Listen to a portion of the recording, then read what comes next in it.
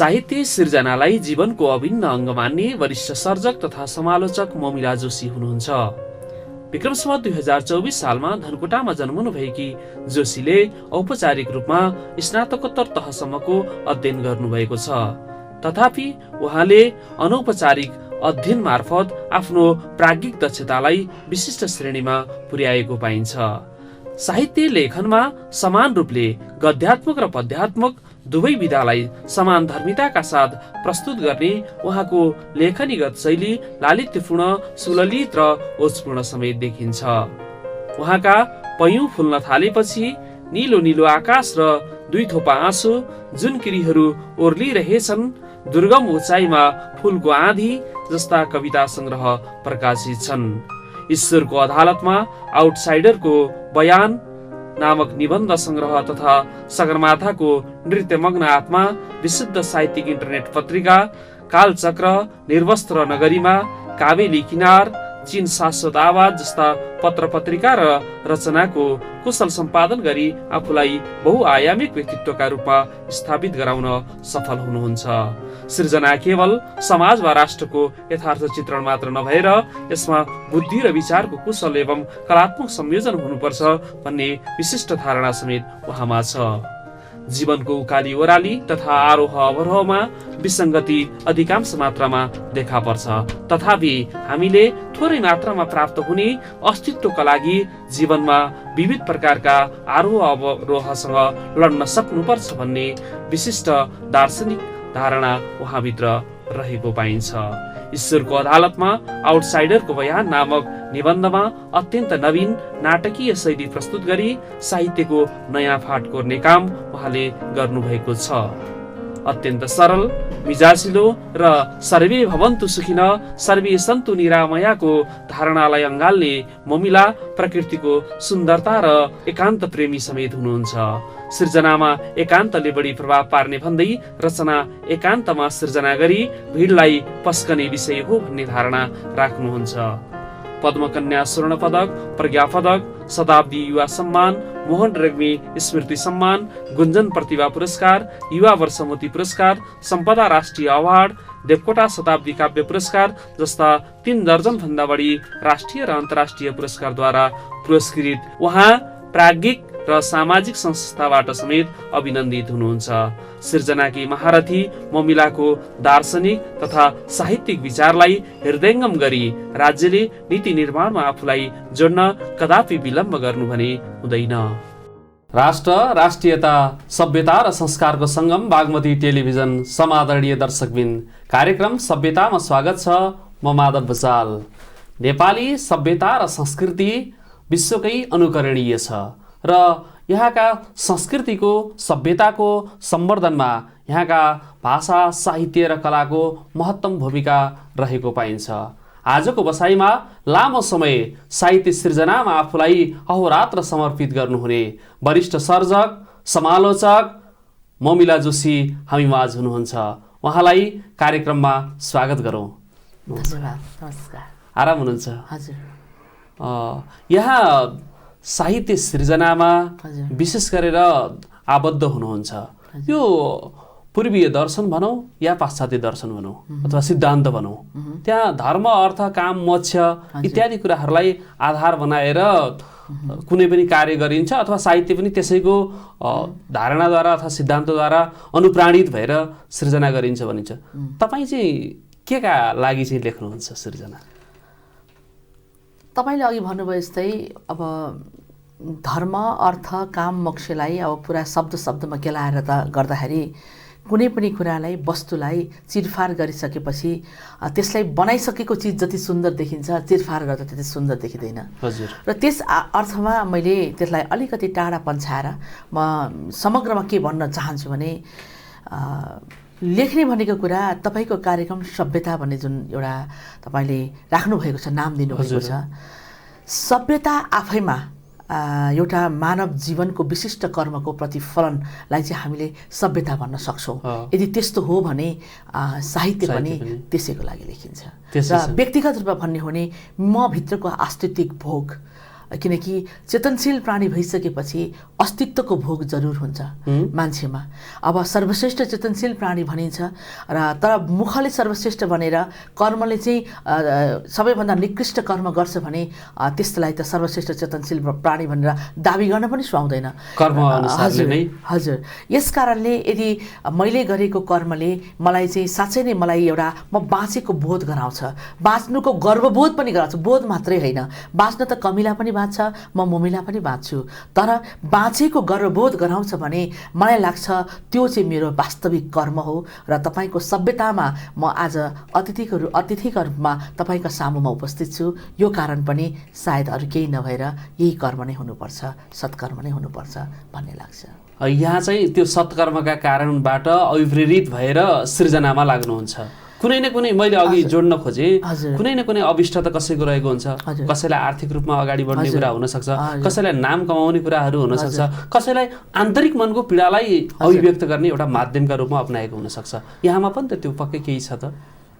हुन त अब आस्तित्विक भोग भनेको नै यथार्थमा अस्तित्ववादी, हजुर होइन, अस्तित्वको भोग भनौँ न, जुन अस्तित्व चाहिँ भौतिक रूपमा मात्रै नभएर भौतिक समाप्ति पछिको अस्तित्वलाई पनि स्वीकार गर्नुपर्ने हुन्छ, त्यो सबैलाई थाहा छँदैछ।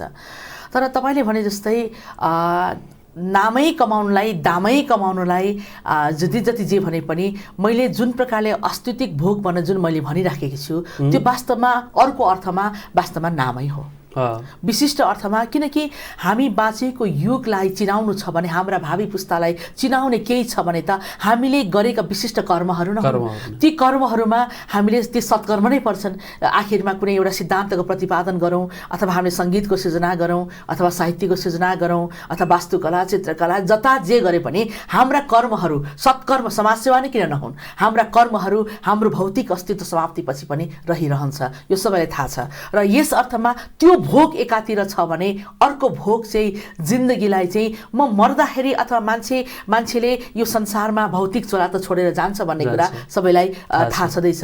र यदि मैले छोडेर जाँदाखेरि पनि अथवा छोड्नु पर्दाखेरि पनि मलाई दुःख नहोस् अथवा मर्ने बेलामा मानापाथी घोप्ट्याउन नपरोस्, यो कुरा चाहिँ के त भन्दाखेरि आनन्दसँगले मर्न पाइयोस्।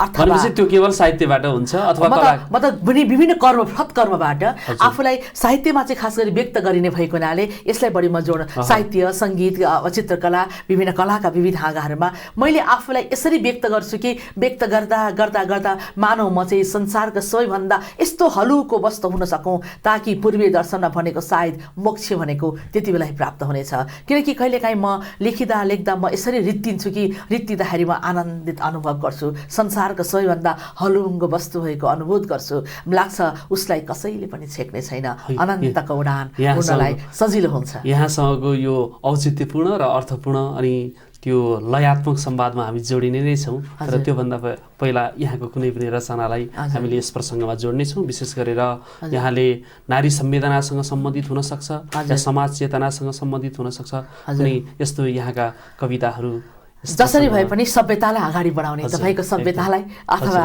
मानव सभ्यतालाई भनौँ, सभ्यतालाई सपोर्ट गर्ने, साथ दिने होइन त। म एउटा छोटो एकदम पहिले भन्दाखेरि किनकि ती चिजहरू नै वास्तवमा सभ्यताका लागि कारक तत्त्वहरू हुन् जो चाहिँ हामी बाँचेको युगबाट, हामी युगको परिचय स्वरूप हामीले सृजना गरेका कृत्यहरू हाम्रा भावी पुस्तालाई हामी हस्तान्तरण गर्दछौँ। नयाँ सोच्नु पछिका पहेलीहरू, किनकि सृजना सधैँ नयाँ नै हुन्छन्। नयाँ सोच्नु हरेकले एकचोटि पागल हुनु हो, नयाँ सोच्नु हरेकले एकचोटि पागल हुनु हो। कवि भन्छन् शब्दहरू पागल भएपछि कविताको जन्म हुन्छ, कवि भन्छन् शब्दहरू पागल भएपछि कविताको जन्म हुन्छ। हो जब रङ्गहरू पागल हुन्छन् खुला स्पेस चित्रमय बन्छ, हो जब रङ्गहरू पागल हुन्छन् खुला स्पेस चित्रमय बन्छ। सात सुर पागल भए आठौँ सुरमा सङ्गीतको अवतरण हुन्छ। उद्धृत र सारा अन्यहरू पागल हुँदा सिङ्गो जीवन नै रङ्गमञ्चमा रङ्गबद्ध बन्छ र उपसंहारमा यिनै कोष्ठभित्रका एकमुष्ट पागल समयहरू नै कालान्तरमा एक उचाइ तपाईँको सभ्यता अग्लन्छ। धन्यवाद। यहाँको यो सृजना अत्यन्तै के छ, यहाँको लयात्मकता त्यो निबन्ध लेखनमा पनि कवितात्मक शैली चाहिँ अलिकति बढी अप्नाएको पाइन्छ, यथार्थ नै हो। मलाई कस्तो लाग्छ भने हुन त मेरा निबन्धहरू पनि कविता जस्तै पनि छन्, कथा जस्ता पनि छन्, नाटक जस्तै पनि छन्। नाटक जस्तैमा त सायद पहिलो नै होला मेरो निबन्ध नेपाली साहित्यमै जस्तो लाग्छ। मेरो शीर्षक निबन्ध ईश्वरको अदालतमा आउटसाइडरको बयान भन्ने निबन्ध पूर्ण रूपमा नाटकीय शैलीमा रचिएको छ। जस्तै अब हाम्रा शङ्कर लामिछाने, हाम्रो उत्कृष्ट निबन्धकार शङ्कर लामिछानेजीको नाटक चाहिँ निबन्ध चाहिँ कथा जस्तो छ। उहाँका कतिपय सन्दर्भहरूमा उहाँका निबन्ध चाहिँ कथा भनेर छापिएको पनि उहाँले उल्लेख गर्नुभएको छ। त्यस्तै देवकोटाका निबन्धहरू पढ्ने हो भने कविता जस्ता लाग्छ हैन। र मैले पनि संयोगवश हैन, यहाँकोमा चाहिँ अलिकति त्यही देवकोटाको प्रभाव हैन, म देवकोटाका मात्रै त भन्दिनँ नि, म कथा जस्तो पनि छ नि, कथा जस्तो पनि छ मेरा निबन्धहरू, कविता जस्ता पनि छन् र नाटक जस्ता त 100% छन् नै है। यसकारण तर नाटकमा पनि कवितात्मक शैली हुन सक्ने, कथामा पनि कविताको जस्तो शैली हुन सक्ने, गद्यमा पनि, र कविता त कविता नै भइहाल्यो। त्यसकारणले काव्य भनेको सृजनाको बीज हो, साहित्यको बीज हो। त्यसकारणले कविता जस्तो हुनु चाहिँ म साहित्यकार हुनका लागि पहिलो दाबी हो भन्ने मलाई लाग्छ।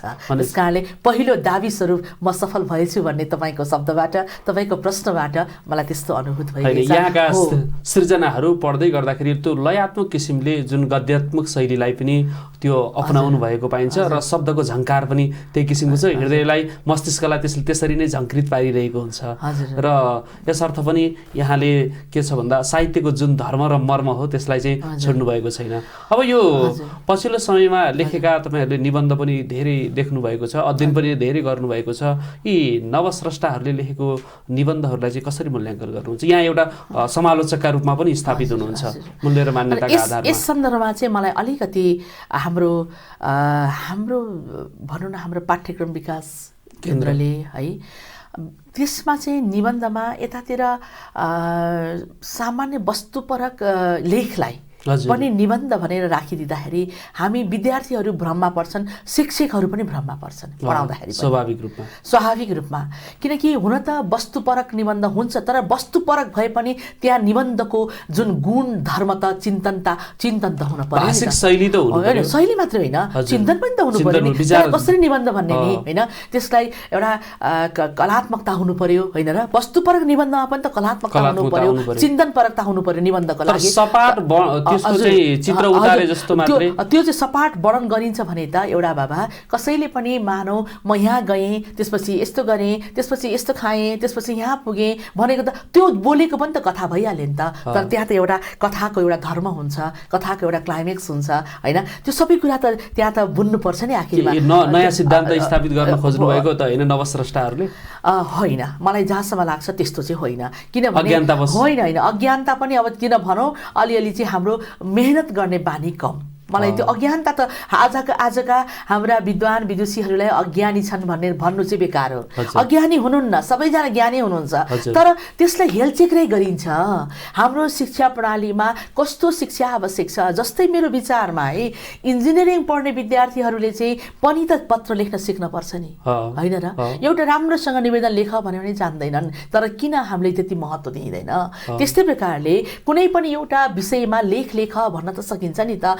क्रिएसन नै गर, निबन्ध भन्ने बित्तिकै त साहित्यिक क्रिएसन भयो नि, साहित्यिक सृजना भयो नि त। यस्तो गर्दाखेरि पढाउनेले पनि निबन्ध पढाउने बेलामा कस्तो के नेपाल सानो छ जस्तो निबन्ध होइन, अनि जय भोलि जस्तो निबन्ध, यस्ता निबन्धहरू पढाइन्छन्। तर लेख्ने बेलामा चाहिँ जलस्रोतको महत्त्व लेख भनेर भनिन्छ। तपाईँ यसो सोच्नुहोस् त कति धेरै विरोधाभास छ होइन। त्यही जलस्रोतको महत्त्व लेख्दाखेरि पनि त फेरि कलात्मकता त ल्याउन सकिन्छ।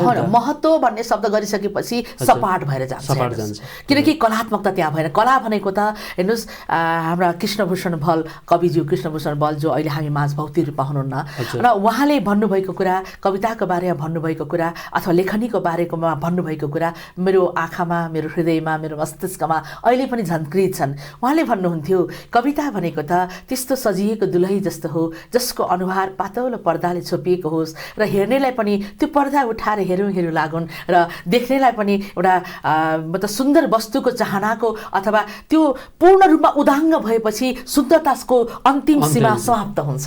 अन्तिम सीमा समाप्त भएपछि रहस्य बाँकी रहँदैन र त्यो सकिसकेपछि मान्छेलाई आनन्दको अर्को प्राप्तिको आकांक्षा पनि सकिन सक्छ। यस्तो प्रकारले कला भनेको त्यो हो।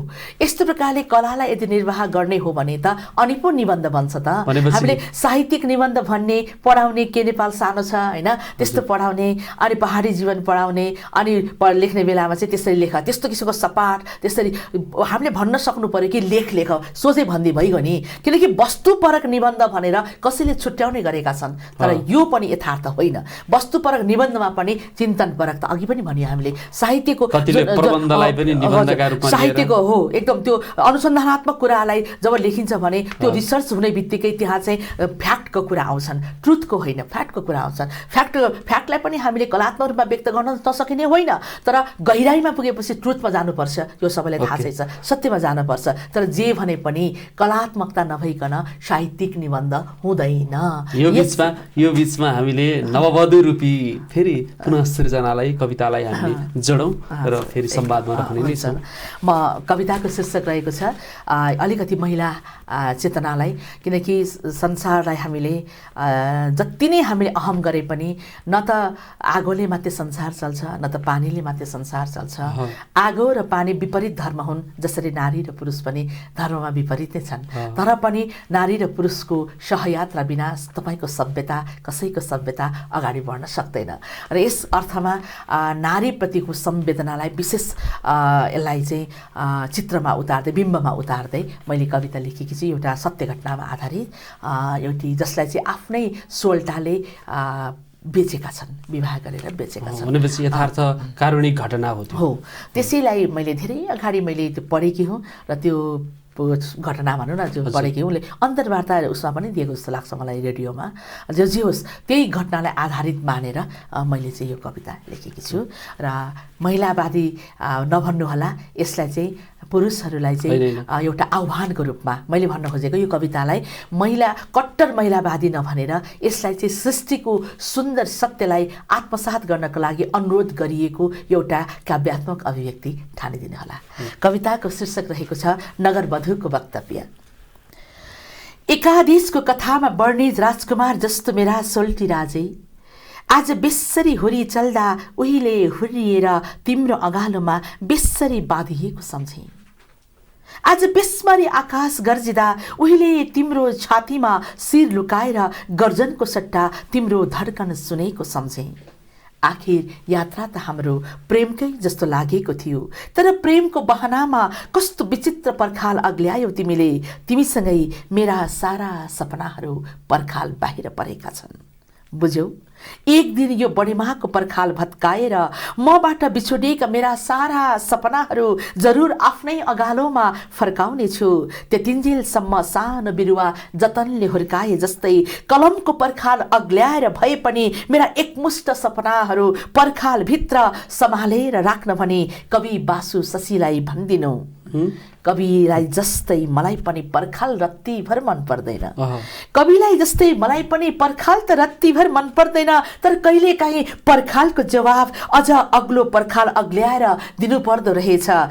सबैलाई खुलेर भनिदिनु।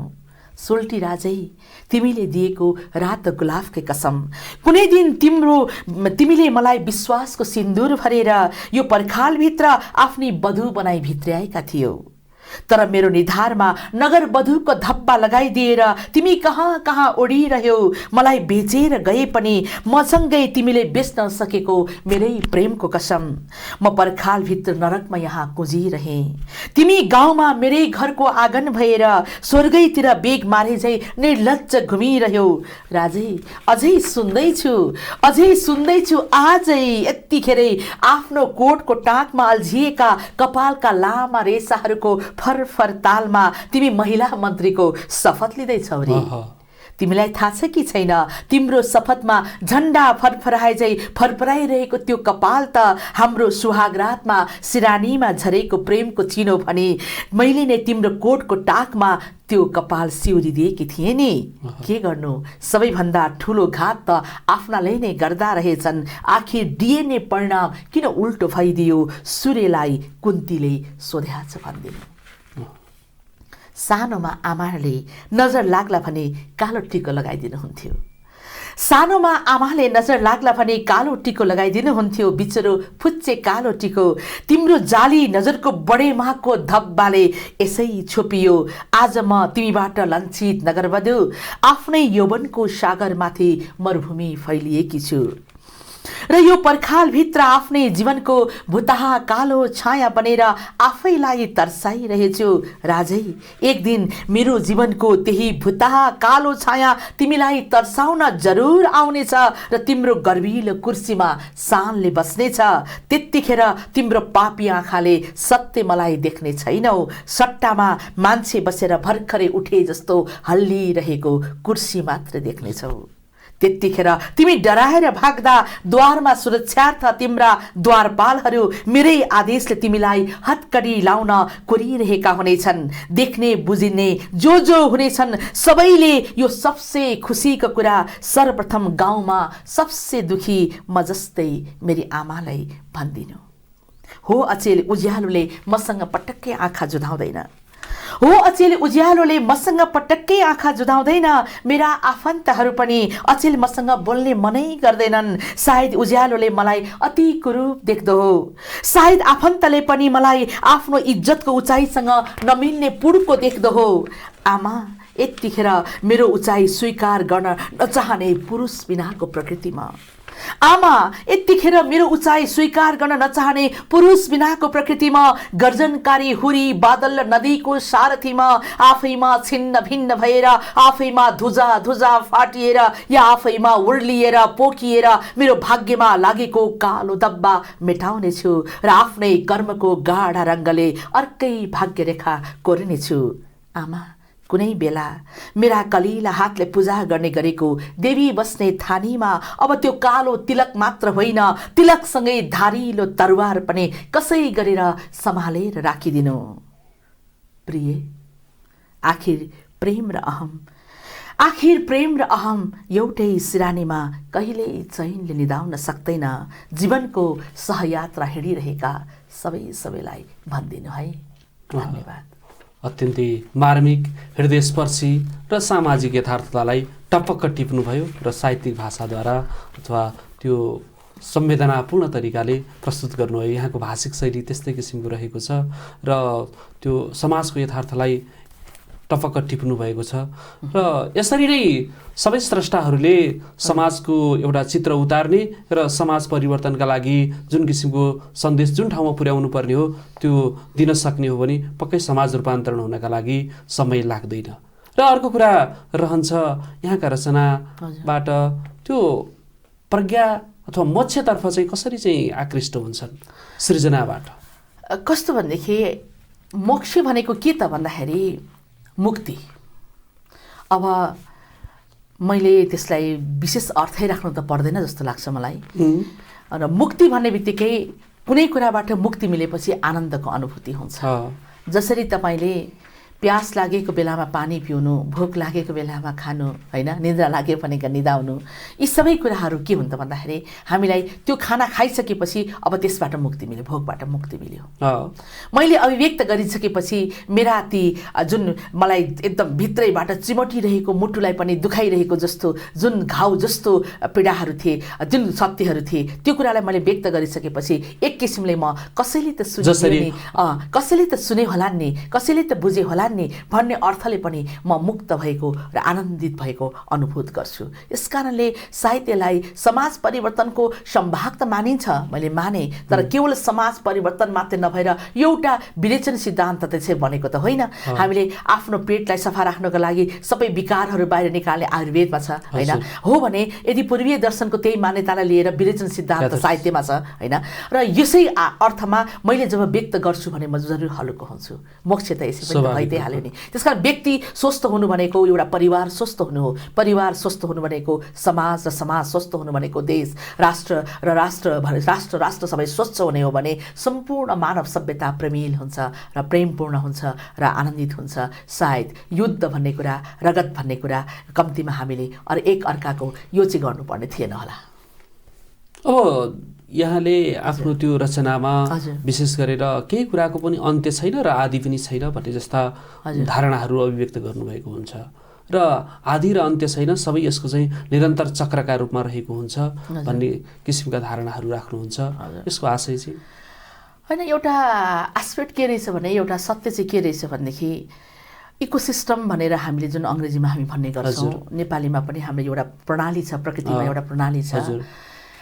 तपाईँ यसो सोच्नुहोस् होइन, यदि संसारमा मृत्यु नहुँदो हो त, यदि संसारमा मृत्यु भन्ने सत्य नहुँदो हो त, वृद्ध रियाल सिगाने वृद्धहरूको कुरूप कस्तो भिड हुन्थ्यो होला संसार।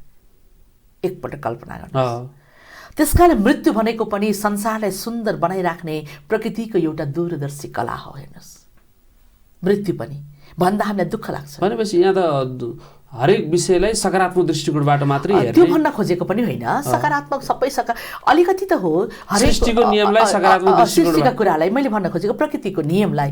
एउटा हाँगामा फुल फुल्छ तर फक्रन्छ तर झर्छ, किन भन्नुहोस् त। हामी पनि जन्मन्छौँ, बढ्छौँ र हामीले पनि स्पेस दिन्छौँ। प्रकृतिकै एउटा अङ्गका रूपमा हामीले पनि स्पेस दिन्छौँ, हामी मर्छौँ र न त अर्को जेनेरेसन आउँछ। अनि न संसार सुन्दर छ। त्यस कारणले तपाईँ आफै नै एकपटक सोचेर हेर्नुहोस्, यसलाई त्यस्तो धेरै ठुलो कुरा सम्झिनै पर्दैन। प्रकृतिको नियमलाई हामीले स्वीकार गरेनौँ भने कुनै न कुनै रूपमा प्रकृतिले मृत्युदण्ड दिने हाल्छ आखिरमा।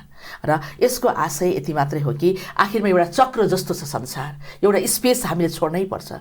हामीले अन्ततः हामीले सबैले अर्काको लागि ठाउँ छोडिदिनै पर्छ र यो नै एउटा चक्र हो। भनेपछि यो सृष्टिको अन्तिम सत्य चाहिँ के होला?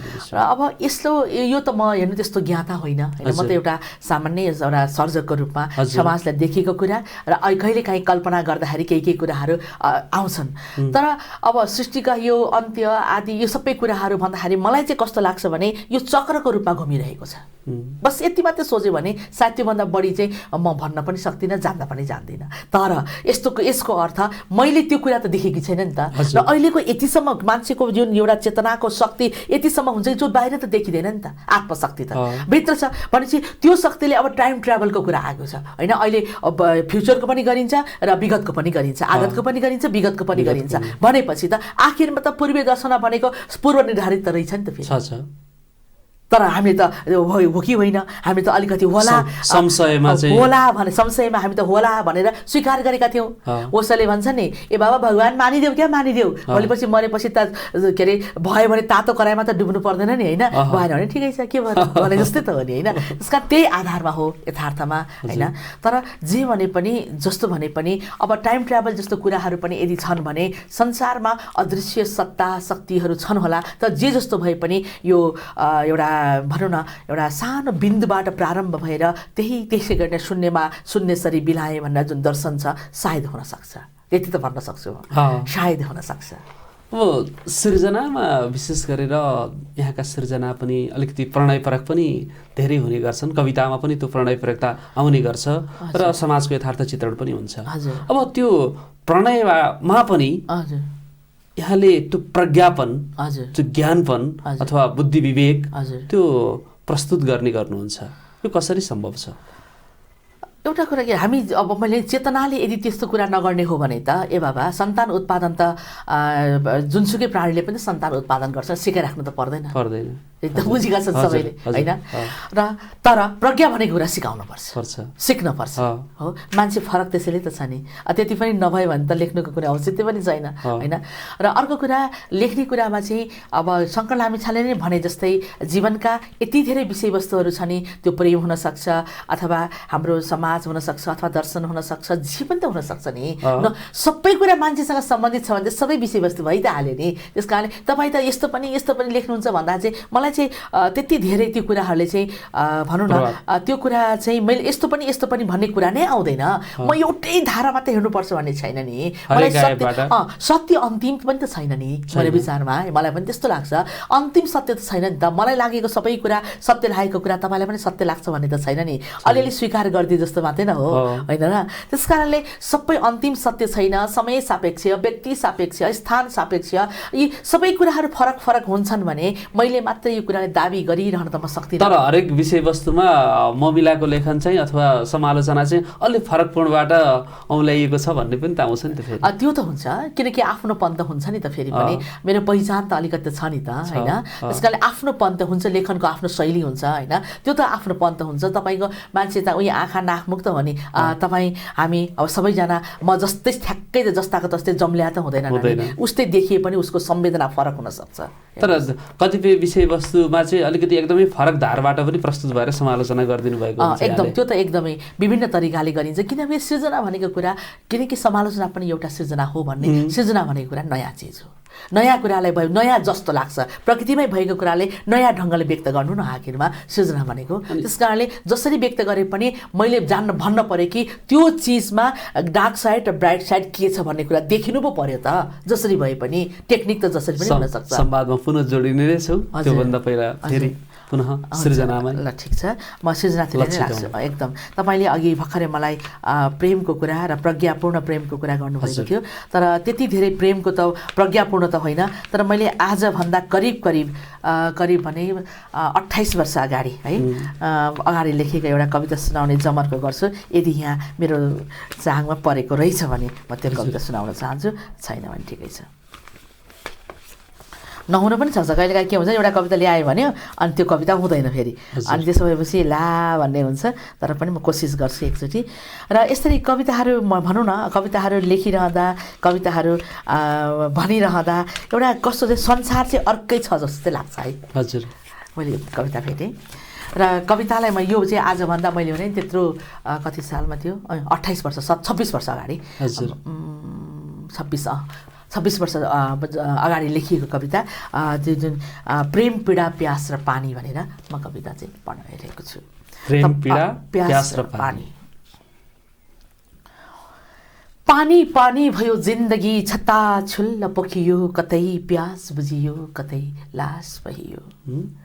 यहाँ गङ्गा बहनु थियो, सँगै टुकुचा बहियो, फेरि बादल उड्नु थियो, चुपचाप चुपचाप बर्सियो। पानी पानी भयो जिन्दगी। कतै मोती झल्किनु थियो ललाटभरि सजिएर, कतै कल्मस पखाल्नु थियो कल्पजल भएर, मरुभूमिसम्म रसिनु थियो बिरानो धरतीमै बाफिएछु, आकाशभरि छरिने रहर, भूमध्यमा घनीभूत भएछु, शीतल छाया दिने रहर, मध्याह्नमै बसिएछु। पानी पानी भयो जिन्दगी। चिसो चिसो भयो जिन्दगी, तिम्रै सामु ढलिदिएछु। चिसो चिसो भयो जिन्दगी, तिम्रै सामु ढलिदिएछु। गरम गरम भयो जिन्दगी, भित्र डढेलो सल्किएछु। जन्ती भनिन मलामी भनिन अनायासै छल्किएछु। मलाई तालभित्रै सुक्ने रहर, सौर्य दर्शनमा बाफिएछु। बरु अन्तरमै जम्ने रहर, आँखाबाट झरिदिएछु। पानी पानी भयो जिन्दगी। पोखिनु थियो त पोखिएर ऐना बन्नु थियो, पोखिनु थियो त पोखिएर ऐना बन्नु थियो। नरम नरम स्पर्श किन परेलीमै तरेलिनु थियो, होस सम्हाल्दैमा पनि इन्द्रेणीमा रङ्गिएछु। मदहोसमा बैकाल भित्र भित्रै हराइदिएछु। बरु मेघवत जिउनु थियो, सगरमै लिलाम भएछु। स्थान भनिन समय भनिन बलेसीमा झरिदिएछु। गुलाफ भनिन उन्यु भनिन शीतमा रोइदिएछु। पानी पानी भयो जिन्दगी। तरल तरल भयो जिन्दगी, पिउनु सिवाय के रह्यो र? तरल तरल भयो जिन्दगी, पिउनु सिवाय के रह्यो र? आकारहीन भयो जिन्दगी, ठोस आयतन नै कहाँ रह्यो र? धुवाँ धुवाँ भयो जिन्दगी, तुवालोमा धमिलिएछु। चोटै चोट भयो जिन्दगी, शेष खोटमा हाँसिरहेछु। निशेष भए त हुन्थ्यो जीवन, गोधुलीको तस्बिर भएछु। सके हिमवत हिँड्नु थियो, सीमान्तमा रसिएछु। बरु बरफ नै बाँच्नु थियो, एक चुम्बनमै पग्लिएछु। पानी पानी भयो जिन्दगी, छत्ता छुल्ल पोखियो, कतै प्यास बुझियो, कतै लास भयो। धन्यवाद। कतै प्यास भने कतै लास।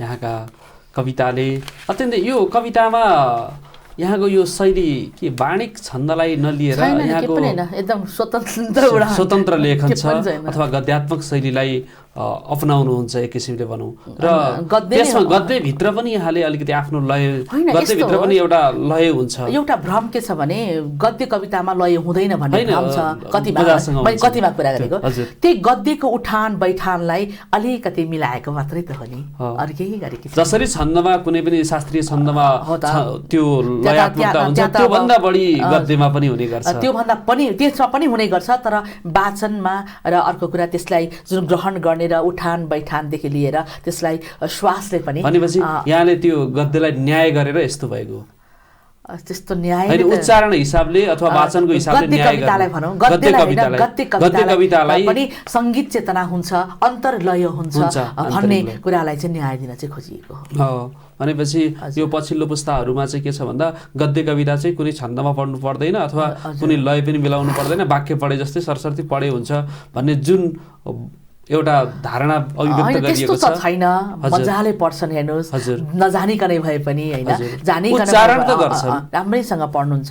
तर मैले भन्न खोजेँ यति मात्रै हो कि गद्य पनि गद्य कविता पनि लय हो, किनकि कविता आफैमा के हो त ध्वनि एउटा ध्वन्यात्मकता रागात्मकता आउँछ, अन्तर्लय हो भने हामीले शाब्दिक रूपमा पनि हामीले त्यसलाई मधुरता थप्यौँ भने सुनमा सुगन्ध हुन्छ भन्ने अर्थ मात्रै हो। त्यसमा छन्दै खोजिराख्नु पर्दैन। अब यहाँ विशेष गरेर अस्तित्ववाद र विसङ्गतिवादलाई बढी मात्रामा आफ्नो रचनाहरूमा प्रवेश गराउनुहुन्छ। अब यहाँले सिङ्गो त्यो अस्तित्व र विसङ्गतिलाई खेलाउँदै गर्दाखेरि जीवनमा अस्तित्व बढी भेट्नुहुन्छ कि विसङ्गति बढी भेट्नुहुन्छ? मैले आफ्ना निबन्धहरूमा पनि लेख्ने गरेकी छु अथवा लेखेकी छु। हजुर, जीवनमा एक झिल्का खुसीको लागि 79 झड्का पीडा भोग्नुपर्छ। हजुर, किनकि तपाईँ यति धेरै यत्रो धेरै जस्तै यही कार्यक्रमको लागि तपाईँले कति मेहनत गर्नुहुन्छ, तर कार्यक्रम थोरै चट्ट गए सकिन्छ, तर कति धेरै मेहनत गर्नुहुन्छ। साँचो खुसी भेट्नको लागि 79 झड्का पीडा भोग्नुपर्छ, एक झिल्का खुसी भइन्छ। हेर्नुहोस्, त्यसलाई यही रूपमा लिनुभयो भने सबभन्दा ठुलो कुरा चाहिँ विसङ्गति बढी छ र अस्तित्व कम छ। भनेपछि सङ्गति वा अस्तित्व चाहिँ होइन, मैले भन्न खोजेको सङ्गति चाहिँ कम छ, तर त्यसभित्रको खोजिसकेपछिको अस्तित्व चाहिँ 79% भए पनि 1% अस्तित्वले जितिदिन्छ। फेरि आनन्द आउँछ, त्यस जितिदिन्छ। भनेपछि साहित्य सृजना पनि त्यही हो, एकदम जितिदिन्छ। त्यसले कति कठिन छ, कति सङ्घर्ष छ। एउटा सामान्य एउटा सर्टिफिकेटकै कुरा गरौँ न, हामीले वर्षौँ दिन लगाएर हामी कति धेरै हामी जान्छौँ, हरेक दिन एउटा योग जस्तै त हो। वर्षौँ दिन पुरा भएपछि परीक्षा दिन्छौँ, बल्ल एउटा सर्टिफिकेट हासिल गर्छौँ। त्यही एउटा सर्टिफिकेटको लागि 79 भन्दा पनि बढी होला अझै, त्यो त जे होस् है। त्यस कारणले यसले भन्छ कि हाम्रा विसङ्गतिहरू छन्, तर विसङ्गतिबाट हामीले किनकि दुःखबाट भागेर दुःखबाट मुक्ति त मिल्दैन होइन, जताततै छ। आखिरमा त्यसलाई स्वीकार गरेर त्यसलाई पार गरिसकेपछि प्राप्त गरिने अस्तित्व जुन मिसन लिएर हिँडेपछि प्राप्त गरिएछ भने त्यो अस्तित्व चाहिँ 79% विसङ्गत भए पनि विसङ्गति भए पनि 1% अस्तित्वले खड्लप्पै खाइदिन्छ, जितिदिन्छ, र त्यही नै आनन्द अनुभूति हो। अब के छ यहाँ विसङ्गतिमा पनि केही त छ, अब विसङ्गतिमा यहाँ आस्थालाई अलिकति प्रकट गर्नुहुन्छ कि के छ त्योभित्र चाहिँ? स्वाभाविक रूपमा विसङ्गति मैले त्यसलाई म भोग्दिनँ, त्यसलाई म चाहन्न, किनकि सोचेभन्दा उल्टो भइदियो भने तपाईँ के गर्नुहुन्छ? त्यसलाई पनि पचाउन सक्ने क्षमता हुनु अब त्यसलाई त अब हामीले स्वीकार त गर्नु, स्वीकार भन्नाले त्यसलाई पार गर्न पर्यो, त्यसलाई छिचोल्नै पर्छ, नछिचोलिकन हुन्न। त्यो छिचोलिसकेपछि बाट पछि मात्रै त्यो कुराबाट चाहिँ पार पाइन्छ। होइन भने त्यो तपाईँको लागि मानौँ तपाईँले अब मास्टर तपाईँको अब पिएचडी गर्न चाहनुहुन्छ भने तपाईँले पिएचडी गर्दा गर्दै छोड्नुभयो भने मलाई पिएचडीबाट मुक्त मिल्दैन नि, मिल्दैन। बिचबाटमै पलायन भएपछि त कसरी मुक्ति मिल्छ? जसरी मलाई मुक्ति मिलेको छैन होइन। त्यो यसको अर्थ त्यो पुरा गर्नै पर्छ कि? हजुर, त्यो त अप्ठ्यारो त हो नि त, असहज परिस्थिति, असहज भन्ने होइन, चुनौती हो, चुनौतीपूर्ण। चुनौती त असहज भन्न मिल्दैन, चुनौती त हो नि त, त्यसलाई त स्वीकार गर्नै पर्यो नि। हामीले सोचेको जस्तो ठ्याक्कै मिलेर त आउँदैन सबै कुरा, तर त्यो कुरालाई स्वीकार गरेर अगाडि बढेछ भने अस्तित्व प्राप्त हुन्छ। त्यो एक झिल्काले खाइदिन्छ, किनकि त्यो त अँध्यारा मानव विसङ्गतिहरू जति अँध्यारा हुन्, एक झिल्का एउटा दीप चट्ट बाल्ने बित्तिकै अँध्यारो चट्ट भाग्छ, थियो। त्यस्तै हुँदो रहेछ। भनेपछि हजुर। जीवनलाई अर्थपूर्ण बनाउन पनि हजुर। यो साहित्यिक दर्शन चाहिँ निकै मार्मिक लाग्छ बढी मलाई। महत्त्वपूर्ण छ। मलाई मार्मिक लाग्छ। है, अब विसङ्गति मात्रै छ जीवनमा भनेर त्यही विसङ्गतिको मात्रै पक्षधर नभएर अथवा त्यसैलाई मात्रै लिएर अगाडि नबढेर होइन, सङ्गति पनि आउँछ अथवा अस्तित्व पनि फेला पर्छ। होइन, आशा र निराशाको परेड त खेल्नै पर्छ जिन्दगीमा। यो मिथ अफ सिसिफससँग अलिकति एकदम होइन, मिथ अफ सिसिफस भनेको त बढीभन्दा बढी त्यो चाहिँ के छ भनेदेखि यो विसङ्गतिसँग सम्बन्ध छ। त्यो त विसङ्गति एब्सर्डिजमको हो नि त्यो त। त्यस कारण त्योभन्दा पनि हामीले यता अस्तित्वमा जानु पर्यो र अस्तित्वमा जानको लागि चाहिँ हामीले त्यो जुन ढुङ्गालाई बोकेर जुन गएको जुन ऊ छ नि, त्यसलाई चाहिँ ढुङ्गा बोकेर गएर हाम्रो पूर्वमा पनि एउटा दर्शन छ नि, हाम्रो गीताको निष्काम कर्म यो होइन। अब त्यसलाई चाहिँ हामीले यो अस्तित्वसँग चाहिँ यो मिथ अफ सिसिफस चाहिँ झन् झन् त निष्काम कर्मसँग मिल्छ। तर अस्तित्ववादलाई चाहिँ हामीले त्यसलाई पनि त्यसमै राखेर हेर्न सकिन्छ, किनकि अस्तित्ववाद पनि पूर्वको देन हो भनेर भन्छु म त। मलाई चाहिँ त्यस्तो लाग्छ। भन्दाखेरि पश्चिमको देन भन्छ, तर म चाहिँ पूर्वको देन भन्छु। किनभने हाम्रो कर्म गर्नुस्, फलको आश नगर भनेको अर्थ त तिमीले कर्म गरेपछि त फल आफै पाइहाल्छ, स्वाभाविक रूपमा प्राप्त हुन्छ। तर प्राप्त भएर दुखी त हुँदैन नि त। दोस्रो दुईटा फाइदा होइन र? एकदमै हो, त्यो दुईटा फाइदाको लागि त त्यसो भनेको नि। भने चाहिँ कति धेरै बढी वैज्ञानिक छ त हाम्रो। त्यस कारणले त्यो त झन् अस्तित्ववाद भन्दा पनि खतरा हो। यहाँसँग धेरै जोडिन मन छ, तर सृजनालाई नै थोरै स्थान दिउँ। हजुर, ठिक छ। म एउटा कविता फेरि पनि म सुनाउन चाहन्छु र अलिकति सूर्य समय शीर्षकको कविता सुनाउन गइरहेको छु र यो पनि मैले धेरैचोटि सुनाएकी हुँ। तर मलाई के लाग्छ भने गीत 100 चोटि सुन्न मिल्छ भने कविता चाहिँ 100 चोटि सुन्न मिल्दैन र। त्यस कारण यो पनि कलालाई किनकि बार बार सुनिराख्यो भने मात्रै त्यो पनि प्रिय लाग्दै जान्छ। झन् जति मान्छेलाई हेर्दै गयो त्यति राम्रो लाग्दै जान्छ। मान्नुहोस् नमान्नुहोस्, आफ्नो लाग्दै जान्छ। त्यस्तै प्रकारले सृजना पनि सुनिरहँदा त्यो झर्को मान्ने होइन, प्रिय मान्ने, त्यो झर्को माग्ने क्षणबाट पनि पार भएपछि प्रिय लाग्न थाल्छ। त्यस कारणले अब त्यतैतिर लागौँ। मेरो कविता सूर्य समय। यदि सूर्य नै सुख हो भने पनि निश्चय नै ऊ साँझमा त डुब्छ, तर भोलिको सूर्य आजै झोलामा बन्द गर्न सक्दिन। यदि सूर्य नै सुख हो भने पनि निश्चय नै ऊ साँझमा त डुब्छ, तर भोलिको सूर्य आजै झोलामा बन्द गर्न सक्दिन। यदि सूर्य नै दुःख हो भने पनि आजैबाट सूर्य बहिष्कार गरौँ, सक्दिन। यतिखेर मेरो दृष्टिको उज्यालोमा टाढा कोही अँध्यारोमा हिँड्न अभ्यास गरिरहेछ। यतिखेर मेरो दृष्टिको उज्यालोमा टाढा कोही अँध्यारोमा हिँड्न अभ्यास गरिरहेछ। बत्ती निभाएर उज्यालो सोचे जस्तो ऊ नदी किनारमा नदी सँगै बगिरहेछ र दिग्भ्रमित म ऊसँगै सचेत हिँडु भनेर दौडेर बल्ल उसको प्रारम्भ बिन्दुमा पुगे। तर म त्यहाँ पुग्नु अघि नै ऊ त्यति नै अगाडि पुगिसकेछ। आखिर ऊ समय थियो, मैले बहिष्कार गर्न नसकेको सूर्य आखिर ऊ नै थियो। हत्केलाले छेक्न नसकेको सूर्य र झोलामा बन्द गर्न नसकेको सूर्य आखिर ऊ समय थियो। समय नै थियो। आफ्नो व्यस्त समयका बावजुद पनि यहाँ उपस्थित भइदिनु भयो। नव सृजनामा लाग्ने अथवा रचनामा लाग्ने र नव पुस्ताहरूलाई सृजनामा जोड्नका लागि यहाँहरू जस्ता स्रष्टाको कुनै निवेदन त्यो अभिव्यक्त गरिदिनु भयो भने पक्कै पनि हामी आभारी हुनेछौँ। मलाई चाहिँ कस्तो लाग्छ भने सृजनामा लाग्नु भनेको कुरा चाहिँ एक अर्थमा त हाम्रो आस्तित्व खोज नै भइहाल्यो। तर त्यसदेखि बाहेक पनि सृजनालाई अघि तपाईँले भन्नुभयो समाज परिवर्तनको लागि पनि हामी काम गर्न सक्छौँ, सम्भाग भएर जनचेतनाको लागि गर्न सक्छौँ, हो किन भन्नुहोस् त। एउटा कलाले त धेरै काम गर्न सक्छ होइन। र यस अर्थमा पनि हामी सृजनालाई हामी के गर्न सक्छौँ, त्यसलाई आत्मसात गर्न सक्छौँ। तर मलाई चाहिँ कुनै एउटा विचारको कुनै एउटा रङ्गको लेभल लागेको चाहिँ मलाई पटक्कै मन पर्दैन।